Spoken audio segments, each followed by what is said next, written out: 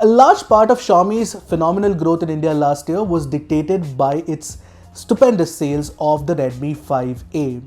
For first-time buyers, the Redmi 5A was a perfectly good smartphone.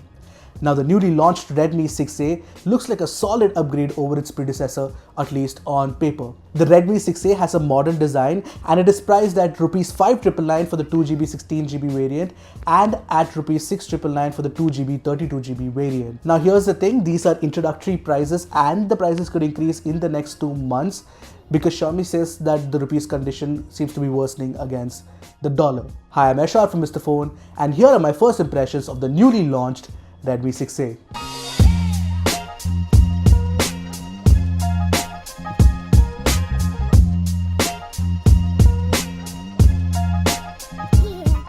Before we jump into our review, don't forget to subscribe to our channel and hit the bell icon to get notified about more such awesome tech videos. The Redmi 6A's most prominent design change is its 5.45-inch 18:9 aspect ratio IPS LCD panel. It is a basic 720p panel that should suffice for daily usage. Also, the new aspect ratio helps increase the screen estate. The rear is still made of plastic with a brushed aluminum finish just like the Redmi 5A. The phone is also very compact and the new curved arc design makes it easy to hold in one hand and use it. On the rear, you get a single camera with a flash module on the top left corner. The 6A speaker holes are on the rear panel, so the sound will get muffled when you place it on a surface. Not really a good design choice in my opinion. You'll notice that there is no fingerprint scanner on the rear. Well, Xiaomi has included only the face unlock option, and that's the only biometric option available for you, just like on the Realme 1. On the bottom edge is the micro USB port and the single microphone. The 3.5mm jack and another microphone are placed on the top. There is no infrared port though. Above the display on the front, you can find the earpiece flanked on either sides by the front camera and the ambient light sensor. The power button and the volume rocker are placed on the right edge, which is standard. But what's not very standard is that you get 2 separate trays. One tray accepts a nano SIM card and a memory card, whereas the other one only accepts a memory card. By the way, this is not a hybrid setup and plus points to Xiaomi's designers for that. Also, the one thing that will have a lot of potential Redmi 6A buyers excited is the fact that it comes with support for dual VoLTE and dual standby. For most first-time smartphone users, the design is meant to be approachable and comfortable.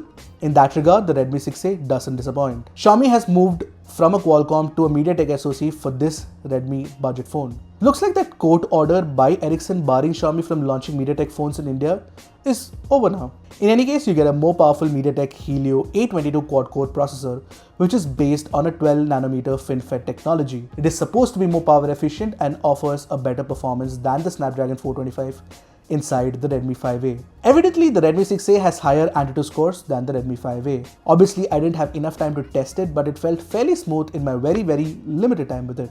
Although it is a pity that the phone doesn't have a variant with 3GB of RAM, which could have made things slightly smoother. The phone has a 3000 mAh battery, which should last you a day's worth of usage. You get MIUI 9.6 running on Android 8.1 Oreo, but Xiaomi has promised an update to MIUI 10 soon. So that's definitely a good thing.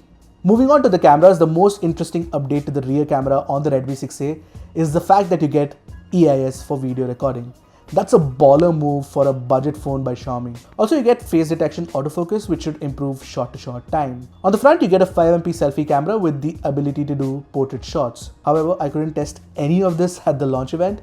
You will have to wait for our verdict on the cameras. So all in all, in whatever little time I had with the Redmi 6A at the event, I'm convinced that it is actually a solid upgrade over its predecessor, not just on paper. And it might be a little too early to say this, but the Redmi 6A could be an easy recommendation for first-time buyers.